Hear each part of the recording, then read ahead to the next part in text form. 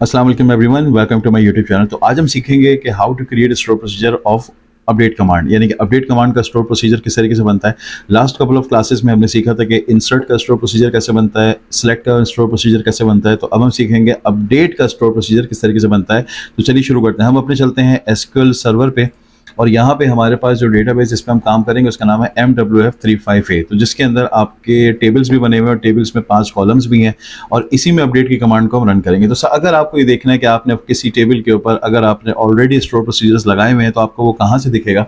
आपको उसको देखने के लिए सबसे पहले अपने टेबल को एक्सपेंड करना पड़ेगा। देन आपको जाना पड़ेगा, ये प्रोग्राम एबिलिटी के नाम से एक फोल्डर है, आपने यहाँ से इसको एक्सटेंड करना है और यहाँ पर आपको दिखेंगे स्टोर प्रोसीजर्स। तो स्टोर प्रोसीजर्स आपको मैं ऑलरेडी बता चुका हूँ कि हमारे पास एक फंक्शंस होते हैं जो हम किसी पर्टिकुलर टास्क को परफॉर्म करने के लिए बनाते हैं।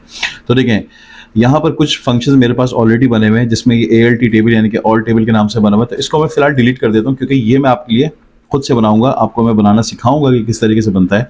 तो 1 2 3 प्रोसीजर्स तो बने हुए हैं, चौथा प्रोसीजर हम इसमें बनाएंगे। तो सबसे पहले तो हम अपने टेबल को, क्योंकि टेबल को हमने यूज में लिया हुआ है, MWF35A आपको यहाँ पर दिख रहा है, ये ऊपर यहाँ पर मतलब यूज में आया हुआ है, मेरे पास अवेलेबल डेटाबेस में है।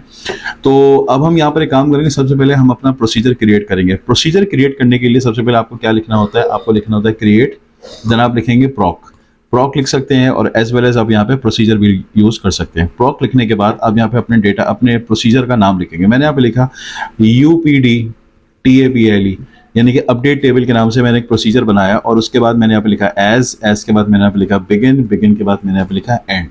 अब हम आएंगे एज पे, और एज के ऊपर हमें डेफिनेटली कुछ वेरिएबल्स क्रिएट करना लाजमी है। ये हमारे पास कहलाते हैं पैरामीटराइज स्टोर प्रोसीजर। अब सबसे पहले मैंने बनाया @ID के नाम से कॉलम, और इसका टाइप यहाँ पर डिक्लेयर करना लाजमी है। फिर उसके बाद मैंने बनाया @name के नाम से, क्योंकि मेरे पास जितने कॉलम्स हैं मैं उतने यहाँ पर वेरिएबल्स बनाऊंगा, 1 2 3 4 5।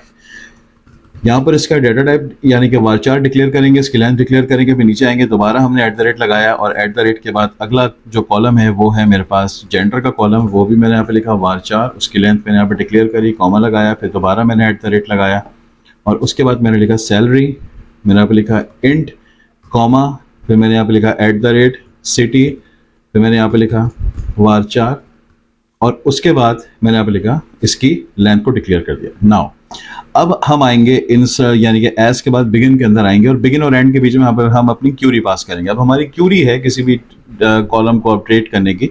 सबसे पहले हम लिखते हैं अपडेट के बाद टेबल का नाम जो कि एम्प्लॉयज के नाम से बनता है, मैंने बनाया हुआ एम्प्लॉयज के नाम से। उसके बाद हम लिखते हैं कीवर्ड, लिखते हैं सेट के नाम से। सेट के बाद हम यहाँ पे अपने टेबल के कॉलम का नाम लिखेंगे। हमने लिखा name equals to @name, comma, हमने लिखा gender equals to @gender, comma, फिर हमने लिखा सैलरी इक्वल्स टू @salary, फिर हमने लिखा comma, city equals to @city, then उसके बाद लिखेंगे where E_ID equals to @ID। यानी कि हम कह रहे हैं अपडेट करना उस एम्प्लॉय के टेबल को जिसमें सेट होंगी वैल्यू, जो वैल्यू नेम में, यानी कि जो वैल्यू हम देंगे इस @name के पास जो वैल्यू जाएगी वो हमारे टेबल के नेम के पास चली जाएगी। इसी तरह जेंडर, इसी तरह सैलरी, और इसी तरह सिटी में जो वैल्यू मैं पास करूंगा वो वैल्यू चली जाएगी पर्टिकुलर कॉलम के अंदर अकॉर्डिंग टू देयर आईडी। जो आईडी हम देंगे उस आईडी के टेबल में वो डेटा सेट हो जाएगा। उसके बाद आपने सिंपल क्या करना है, इसको कंप्लीट आपने इसको सिलेक्ट किया, उसके बाद F5 का बटन प्रेस किया। Now you can see that commands completed successfully, यानी कि आपने अपना प्रोसीजर प्रॉपर और सक्सेसफुली क्रिएट कर लिया। अब आप क्या करेंगे, आप यहां पर इसको एग्जीक्यूट करवाने के लिए आपने लिखा एग्जीक्यूट, उसके बाद अपने टेबल का नाम UPDTABLE अपडेट टेबल। अब उसके बाद सबसे पहले हम अपनी आईडी को टारगेट करेंगे, भाई कौन सी आईडी को हमने इंप्लीमेंट करना है। मैंने कहा कि भाई आईडी नंबर 2 के ऊपर इंप्लीमेंट करना है, कॉमा लगाया। अब यहाँ पे सबसे पहले मैं नेम पास करता हूँ, लेट्स सपोज नेम हमने यहाँ पे रखा हसनैन नेम में जाएगा, कॉमा, अब हमने यहाँ पर उसका जेंडर डिक्लेयर कर दिया, उसके बाद कॉमा, अब हम यहाँ पे उसकी सैलरी डिक्लेयर कर देना, सैलरी मैंने अराउंड रखी 50,000, कॉमा, और यहाँ पर अब हम जो है उसके सिटी को डिक्लेयर करेंगे जो कि हमने रखा कराची। अब मैं इसको रन करूंगा, और अच्छा, इसको रन करने से पहले हम एक दफा ये चेक करेंगे कि हमारे पास जो पहले का रिकॉर्ड है वो किस नाम से मौजूद है। तो हमने यहाँ पर लगाई कमांड, अच्छा ये सिलेक्ट की क्वेरी मैं नीचे ही चला देता हूँ। हम यहाँ पर आते हैं, हमने लिखा सिलेक्ट ऑल फ्रॉम एम्प्लॉयज। उसके बाद इसको आपने किया सिलेक्ट F5, तो आपको अभी इसका आउटपुट दिखेगा, एक सेकंड नाउ। अब दिख रहा है आपको नंबर 2 पे कबीर मौजूद है, जिसका नाम मैंने चेंज कर दिया, मैंने हसनैन कर दिया, मेल हो गया, 40 की जगह 50,000 हो गया, लाहौर की जगह हमने इसकी वैल्यू कराची शिफ्ट कर दी, और उसकी जो कि जिसकी आईडी नंबर 2 है, तो आईडी नंबर 2 पे कबीर मौजूद है। अब हम इसको एग्जीक्यूट करते हैं, यानी कि इसको हम सेलेक्ट करके F5 करेंगे।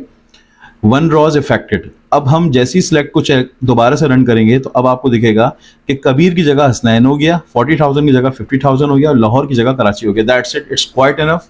हमारी क्यूरी तैयार हो चुकी है, हमारा स्टोर प्रोसीजर तैयार हो चुका है। ये है सिंपल सा स्टोर प्रोसीजर जो हमने बनाया है अपनी अपडेट की क्यूरी के लिए। आई होप कि वीडियो आपको अच्छी लगी। अगर अच्छी लगी तो वीडियो को लाइक करें, कमेंट करें और हमारे चैनल को सब्सक्राइब करें, और ओवेस IT एकेडमी को उसी तरह अपना प्यार देते रहिए। इंशाल्लाह नेक्स्ट वीडियो में मुलाकात होगी एक नए टॉपिक के साथ। तब तक अपना बहुत सारा ख्याल रखिएगा। अल्लाह हाफिज़।